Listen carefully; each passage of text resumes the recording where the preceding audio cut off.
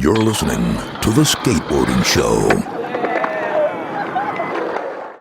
Hello, and welcome to The Skateboarding Show. I think this is the first one that I'm going to do on my own, ever.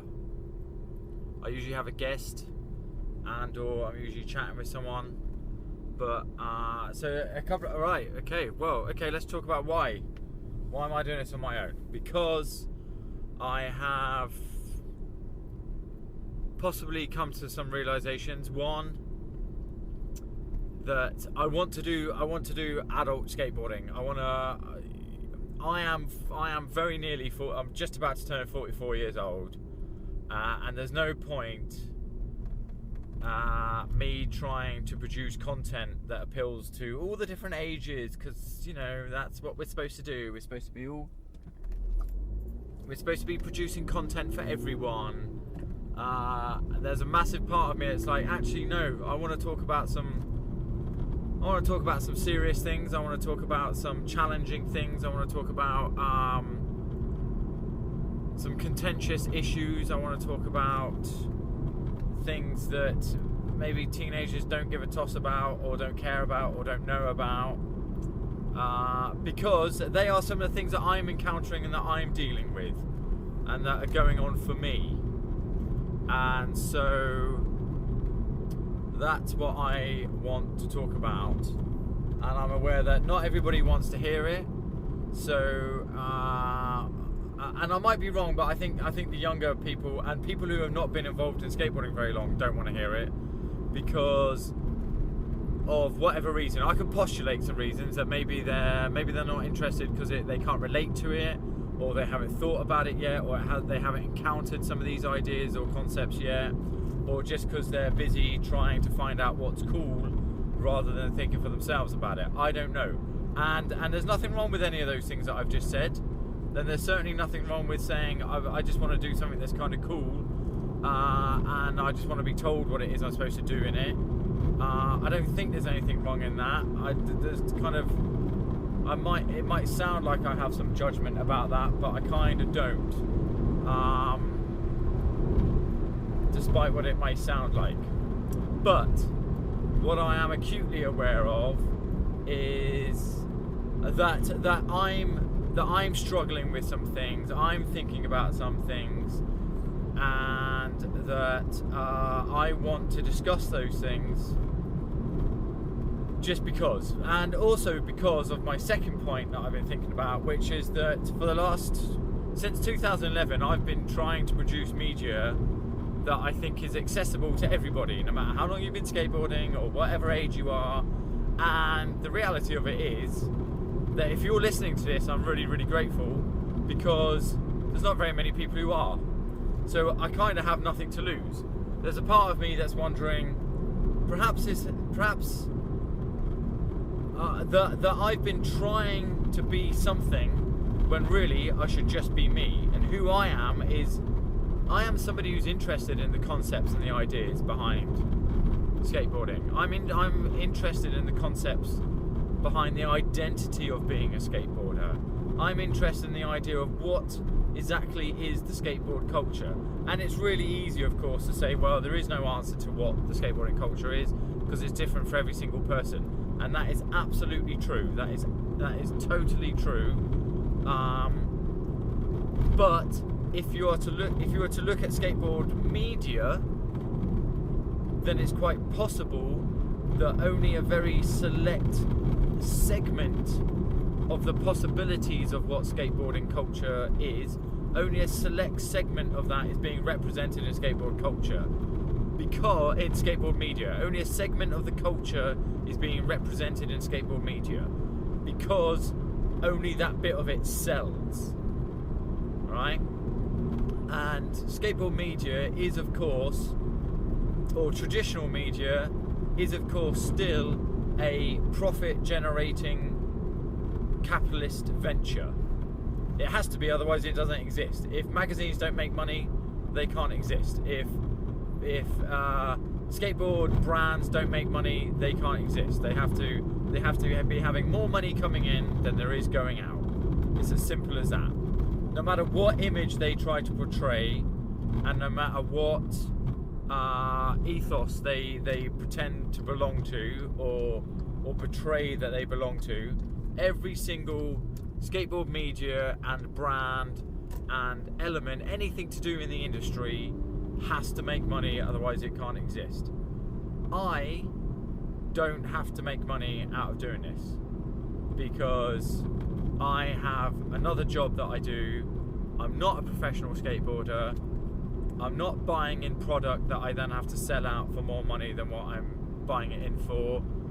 I am just a big mouth skateboarder who wants to share these opinions. I think, you know, and perhaps I want to try and start questioning some things such as the authenticity and the honesty within skateboarding. And with that in mind, I need to start leading that. I need to start being the example and being the change that I want to see, if indeed I even want to see it. I don't know, I'm just presenting something different. I did want to be commercially successful, and making some money out of this would be amazing, and doing nothing but this would be amazing. Unfortunately, whether I like it or not, I might have to face the reality that that may not happen.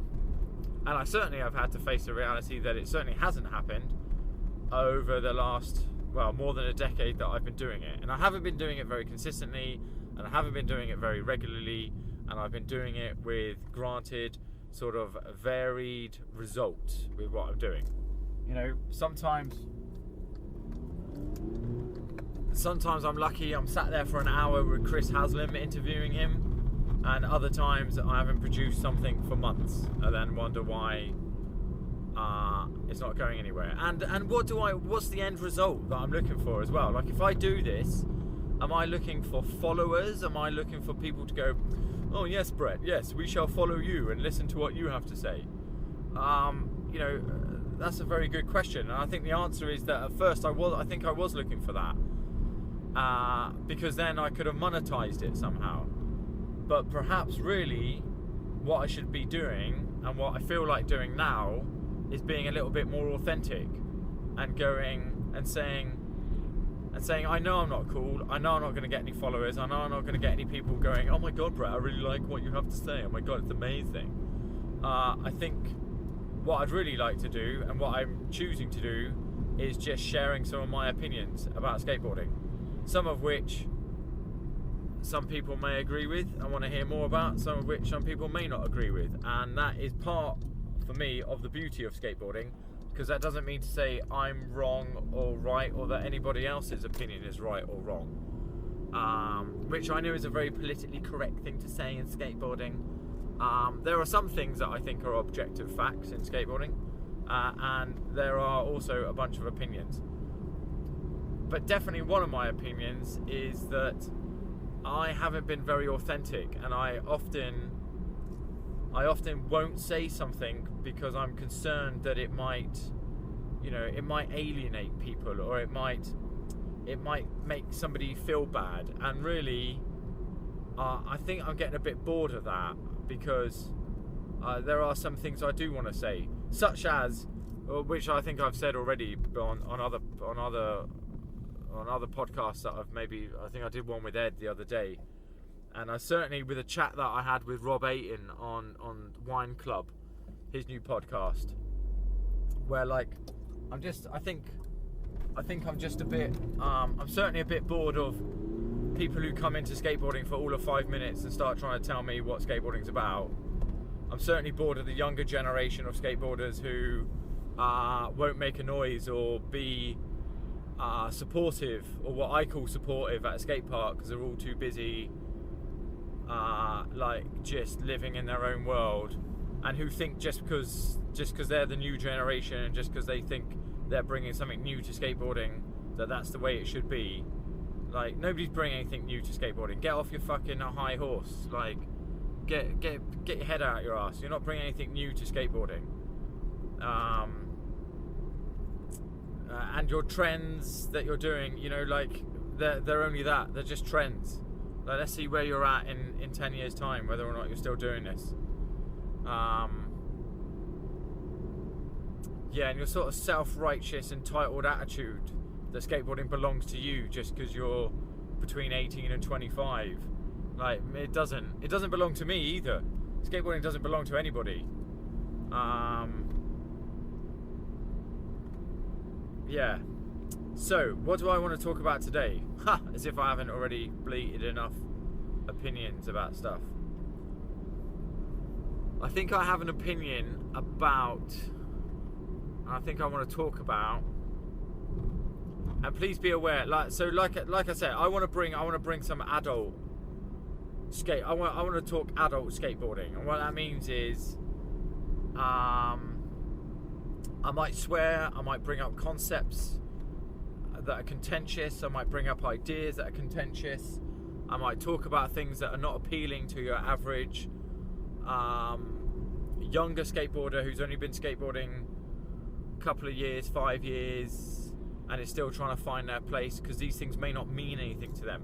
If you're a little bit older, if you've been skateboarding a little while, if you have a critical eye, if you've been observing the skateboarding world, and if you've been involved in it long enough to see some trends come and go and some concepts come and go, then you may or may not be interested in what I'm about to say, and you may or may not choose to listen, and you may or may not come back. Do whatever you want. It's not my place to tell you what to do or what to think. I just want to share some opinions, because I've got loads of opinions and thoughts about skateboarding, and because this modern day and age with podcasts and the ease with which to record these and the ease with which to get them out to the world make it possible for a narcissistic extrovert like me to say, I've got an opinion and I'm going to share it with the whole world. So that's all I'm doing. Alright? I'm not trying to change anybody's mind, and I don't necessarily want mine changed. I am open to being educated and open to other ideas, but essentially, unless you're somebody whose opinion I respect, I may not be open to listening to it. So, one thing that is that I had reason to think about the other night for various different reasons that I won't necessarily go into, because I'm not sure whether it was confidential information or not, but some people I know are trying to get something up and going, and it reminded me of the idea of the weird contradiction and hypocrisy, if you will, and hypocriticalness of skateboarding, with reference and relevance, both actually, to the concept of being cool and what it is to be cool, and how dependent skateboarding is on being cool, and at the same time how dependent skateboarding is on the not so cool kids and on the not so cool people. Because if skateboarding was left, and the skateboard industry, oh yes, that's part of it, like the skateboard industry, if the skateboard industry was just left up to just the cool kids, it wouldn't exist, it wouldn't happen. You need the not so cool, you need like the organized nerdy kids and the self-proclaimed nerdy organized people behind the scenes to help make the skateboard industry happen. And by industry I mean everything. I mean product, I mean competitions, I mean events, I mean sponsorship, all that stuff. You need a mixture of the different sort of people who are going to make this stuff happen. Now, my perception is that there is such a thing as skateboard culture, and there is such a thing as the skateboarding industry, and those two things are sort of intertwined, but at points they're very identifiable as two separate entities. And skateboard culture or some major element. Okay, so skateboard culture also breaks down into, skateboard culture isn't just one thing. There is, and I wonder if there's going to be a growing element in skateboard culture, but of course, the politically correct answer and the bloody answer that every bloody pro and every naive teenager gives is that there's no such thing as skateboard culture, because skateboarding's different for everybody. And yes, it is, but there are some defining elements of a sort of overarching skateboard culture. Some of those elements are the freedom to do almost anything you want on a skateboard, and the freedom to you don't have to enter competitions, you don't have to be a pro, you don't have to be sponsored, you don't have to be any of those things. You can just be you and your skateboard and the curb outside your house, and you are a skateboarder and you are doing skateboarding. That is part of the culture of skateboarding. The culture of skateboarding has a very loose element, a very loose style to it, where there are no set rules and boundaries, unlike a game of badminton where there is a defined court and a defined set of rules as to what makes a game of badminton. What constitutes skateboarding is very much more relaxed and very much more loose, without a set of rigid boundaries to it. And that is part of what makes the skateboard culture. That is one element of it. Another element of skateboard culture is that actually events are a part of it. Another part of skateboard culture is that the shops are quite important. The shops play a part in the culture. And as soon as you get into something like the shops, and the brands and the look and feel of the brands play a part in skateboard culture. And as soon as you start moving into that territory, then you start moving into where it starts intertwining with the industry side of it. And the industry side of skateboarding does stand alone and separate from the culture, but it is intertwined, because there is a question, of course, about whether or not does the industry lead the culture, or does the culture dictate to the industry certain elements? So, for example, does skateboard culture dictate to the skateboard industry the aesthetic of skateboarding, or as in how a brand looks, or how brands should look, or the trend of brands, or the trend of the look and feel of a brand? Or is it subtly done the other way by the brands releasing adverts and material and media, which through media outlets such as magazines and channels such as YouTube and Instagram channels, which then influence the culture? Which way round is it? Does the culture influence the industry, or does the industry influence the culture? Again, I know some people will think there's an answer to that. I'm not entirely sure there is an answer to that. I'm not entirely sure there's a singular answer. I think sometimes it works one way, sometimes it works the other way. But what I think is a very interesting observation for me personally, and something that I've always kind of struggled with, is the realization of, and the thought about, the cool factor in skateboarding. Because we all know that whether we like it or not, the cool factor has a place in the world of skateboarding. And whether that be because skateboarding is cool, or it relies on cool people, or whether that be it being sold using the concept of cool, it does exist somewhere. And it's hard to define it, and it's hard to define where it exists. But, right, what certainly is true is that a brand can live or die on whether or not it's cool. If a brand, we all know full well, without a doubt, that if a brand isn't cool, it won't continue to exist in skateboarding. And if it tries to be cool, then it's not cool, and everyone can spot it as a fake and as the inauthentic element that it is. And at the same time, a brand can just exist and not even try to be cool, and then end up being the coolest thing on planet Earth. So how does that affect everyday skateboarding, and how does that affect the culture and the industry? Because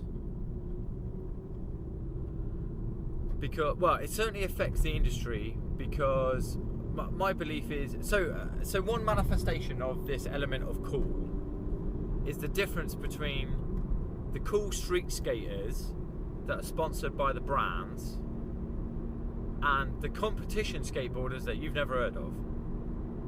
The competition skateboarders that get flown around the country or flown around the world by their sponsors and by some of the competitions, I might like to add, who will purposely fly them out there or put them up in hotels and sort of financially support them a little bit while they're there. Those competition skateboarders, some of them you've never heard of. Okay, and you've never heard of because they're not featured in the sort of skateboard mainstream media, because they're not considered to be cool, and because the brands don't want to sponsor them, because they're not considered as cool, and because without a doubt competition skateboarding requires a lot more effort than buying a skateboard and hanging out on the streets doing whatever it is that you think you're doing, calling it skateboarding. Competition skateboarding probably requires you to get to your local skate park and learn how to skate a skate park and connect it together and learn different elements of skateboarding. You have to learn your ledge tricks, your handrail tricks, your stair tricks, your quarter pipe tricks, all that different element, if you want to be a good rounded skate park, a good competition skateboarder. And you probably have to put some effort in. Buying a skateboard and hanging out on the streets doesn't require you to have to do anything other than just hang out on the streets doing your thing. And of course, for a brand and for the skateboard industry, that's exactly the sort of skateboarders that they are aiming at when they're selling, because it's the most accessible type of skateboarding to do, and the most accessible skateboard market, because it's the most easy type of skateboarding to get started doing.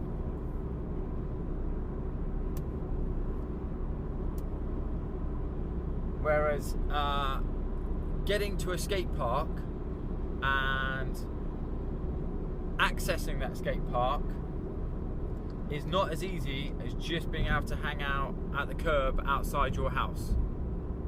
So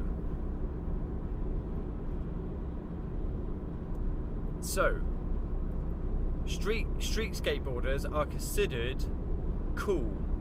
Now, is that because they are, or is it because the brands have said, these guys are cool, we're going to sponsor, and you can tell that they're cool because we're sponsoring them, we're giving them all the latest clothes and shoes to wear, because the product really doesn't matter. You know, if your wheels are round and your skateboard's relatively new and your trucks keep your wheels on the board, unless you're a pretty good skateboarder, then your product isn't really going to make too much of a difference.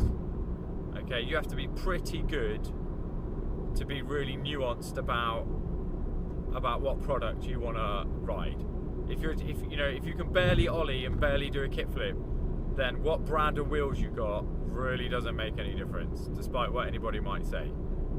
Right? But what clothes you're wearing and whether you're socially accepted for those clothes and where you're hanging out and where you're wearing those makes all the difference.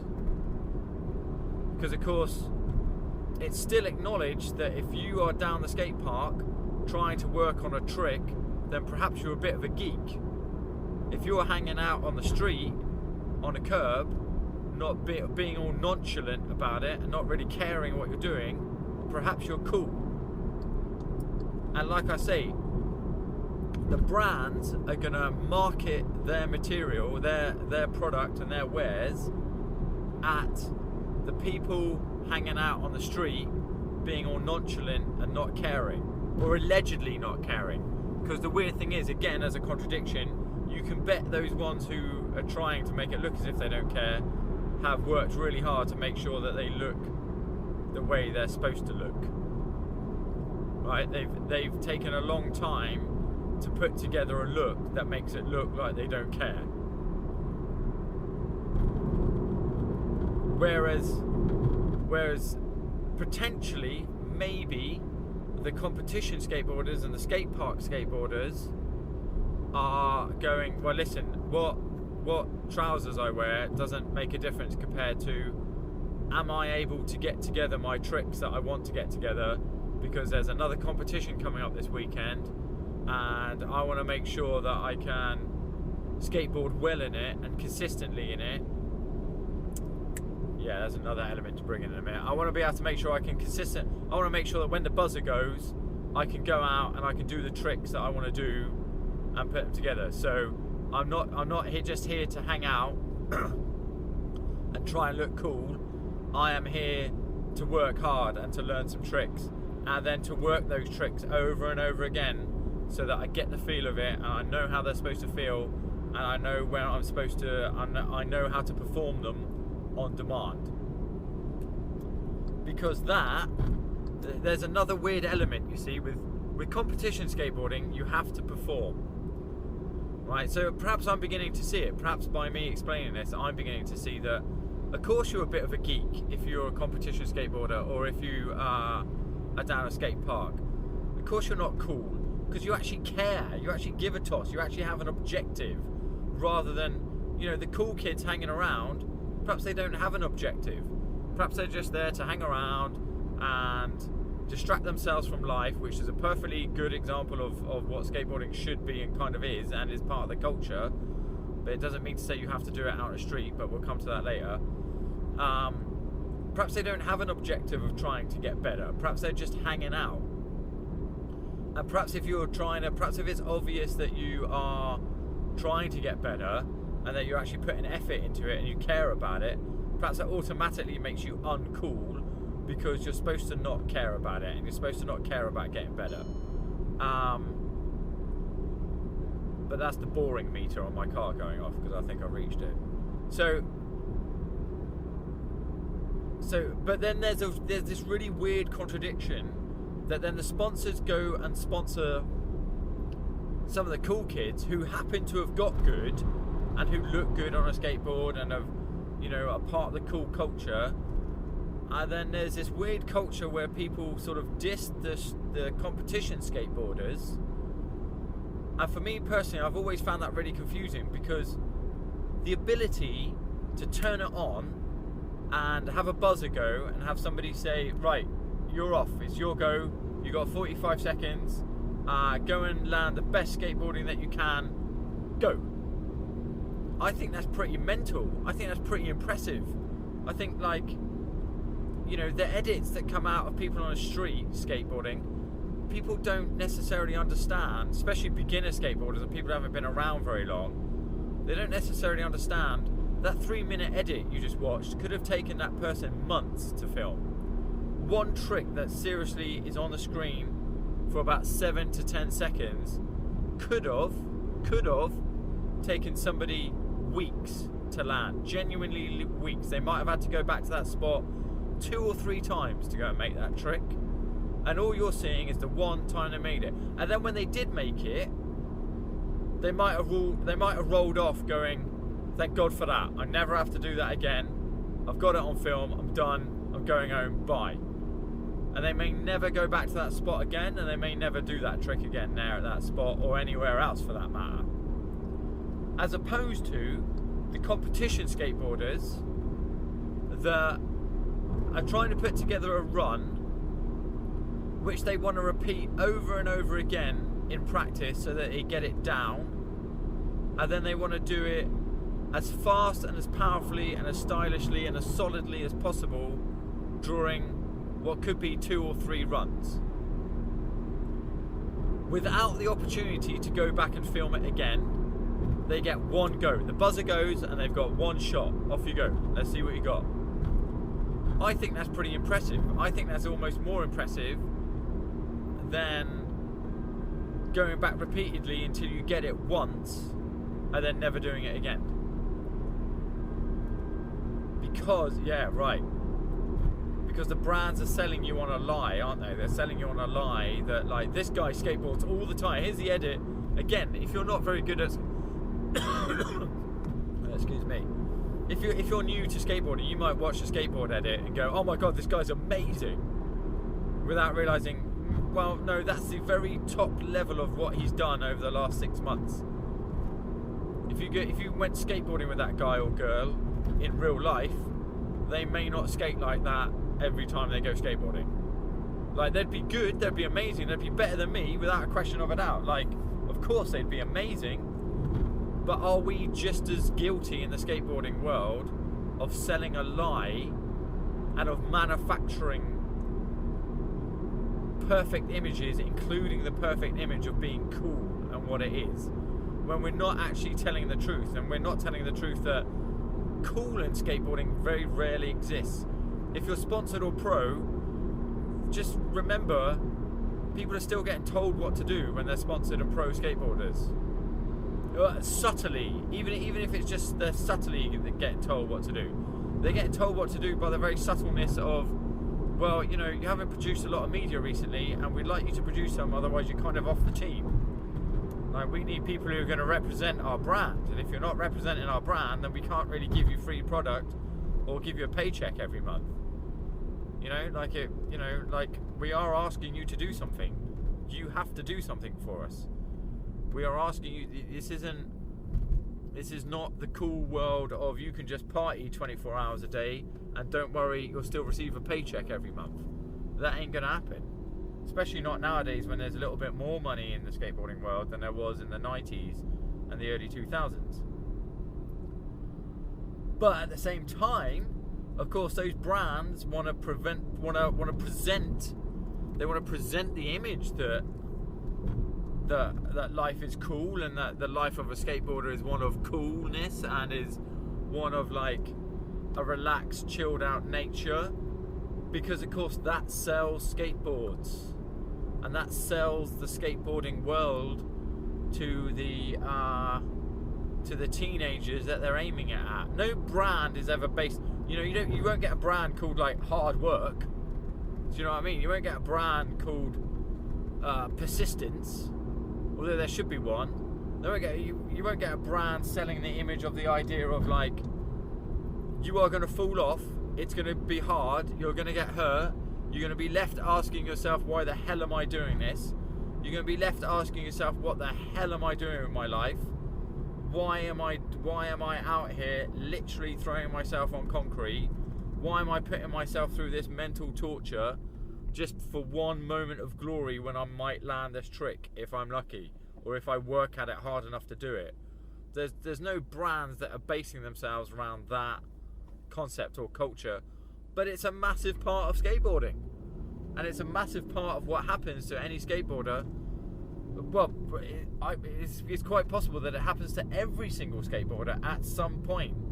At some point, they will start asking themselves, a half-decent skateboarder will start asking themselves some pretty serious questions about what the hell they're doing with their life and what the hell they're doing with their skateboarding.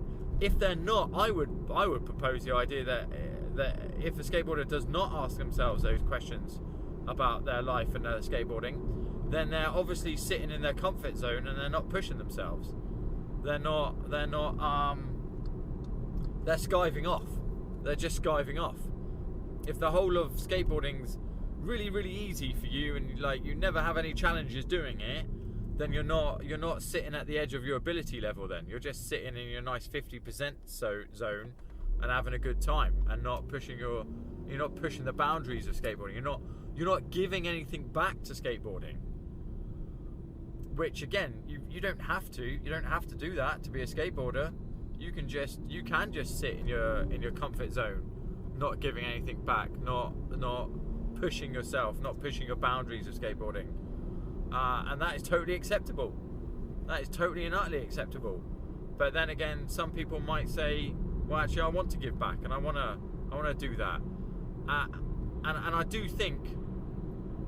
I think that's why there's a massive load of like young people that do skateboarding, and then as length of service and age goes up, numbers go down, because people end up either bullshitting themselves or pussying out and going, oh, I've got a job now, or I've got a wife now, or I've got kids now, I can't be getting injured, or I can't be getting hurt.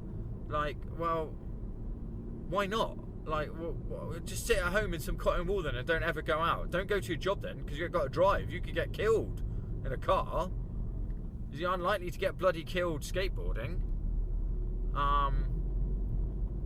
And yeah, you might injure yourself. You might injure yourself walking across the road. You might injure yourself playing squash. You might injure yourself doing anything. Just sit at home and grow fat then and do nothing and watch X Factor then. Like, just fuck off and leave the skate park alone for us then. Because, like, I thought that was part of the culture of skateboard. I thought that was part of the deal. The deal was that this is a cultural lifestyle. It's not just something you do when it's easy for you to do. It's a challenge. It's something to make you remember that you're a human being who's alive, who has cognitive abilities to be able to understand and choose whether or not to engage in a challenge, or whether or not you just want a easy life of sitting down doing nothing and just skiving off. But like really skiving off, like not even skiving off the shit things. Like, yeah, I use skateboarding to skive off all the shit elements of life, like sitting around doing nothing. I'd rather be down a concrete skate park, battling with issues of shit. I really want to try this trick, and I think I can do it, but I'm scared. But okay, right. Well, what's my choice then? My choice is I can pussy out, or I can push myself and try and do it. And I got my helmet on, I got my knee pads on, so I've got no excuse. I'm here. It's right here, right now, and my board's right here under my feet. I've got no excuse. What is my excuse? There's, perhaps there should be a skateboard brand called fucking Self-Honesty, because I think there's, and again, I'm still riffing on this cool idea, because cool is an image that the skateboard industry perpetuates, but the reality of skateboarding is to do with self-honesty. Are you chickening out of what you're doing in terms of what you're doing on a skateboard? Are you skiving off being the best skateboarder that you can be and sitting in your comfort zone? Or are you trying to push yourself? And remember that pushing yourself is individual to each person, and that's part of why I love it. What one person's version of pushing themselves might be is completely different to what another person's version of pushing themselves might be. And one person might find it really easy to chuck themselves down a set of stairs, and another person may not. And one person might find it really easy to have a lot of courage but not much ability, and another person might find it easy to have a lot of ability but not very much courage. So pushing oneself is completely and utterly different for each individual person, and that's all right. It's okay to it's okay for you to identify that, and that's where the self-honesty element comes in. That's why I think it's challenging that the skateboard industry and the skateboard culture perpetuates ideas of coolness, when really coolness and trends and fashions and acceptability in society and skateboarding are like the least of the elements of skateboarding that are interesting. The most interesting elements of skateboarding are what are you doing to help your own skateboarding? What are you doing to help your own issues around skateboarding? What are you doing to help and encourage other people with their issues around skateboarding? if you even think that's an idea, maybe you don't need to help other people, because there is also something in that, you know, like I've got enough stuff going on in my own skateboarding, let alone trying to, you know, perhaps I don't need to be codependent and try and help other people without them asking for help. So what have we come to? Have I come to anything? Is anybody still listening? 40 minutes in, I sincerely doubt it. But cool versus uncool. Oh Christ, and then we didn't even get onto the idea that the industry, well, I did mention it briefly, but yeah, I still think without a shadow of a doubt the industry is reliant on uncool people. Not uncool people, sorry. No, I don't mean that. I think the industry is reliant on self-confessed people who may be a little bit geeky or a little bit nerdy, and who are definitely organised, and who are definitely not necessarily the out there partying 24-hour people, but the people who are going, actually, I want to create a good product, or I want to create a good brand, or I think there's a niche here for something, or I think there's a need here for something, and I'm going to work on it, and I'm going to put some effort in it, and I'm going to give a toss about it, and I'm going to care about it. Because without those people, the skateboard industry just simply wouldn't exist. So thank you to those people, and I want them to continue to exist. And thank you to the skateboard media people who... I'm not a very good skateboarder. That's why I'm doing this. I want to give back to skateboarding in some way. I also want to share my opinion, because I think I have opinions, and me just boring my poor partner with it is not... it's not going to result in me having a girlfriend if I'm not careful. Well, no, she's really amazing, and she'll listen to all this stuff, but it's not fair of me to bore her with it all the time. So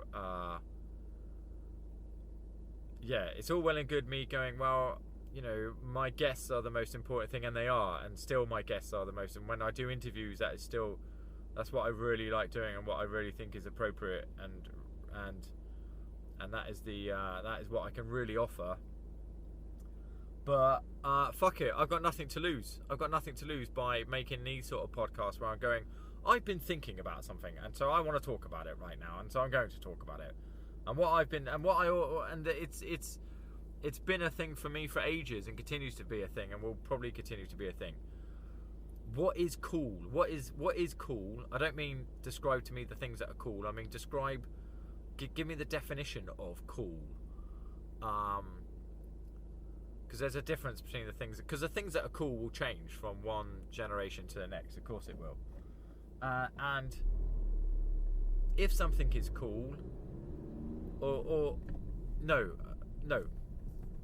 it doesn't matter if something is cool. Where does cool fit in skateboarding?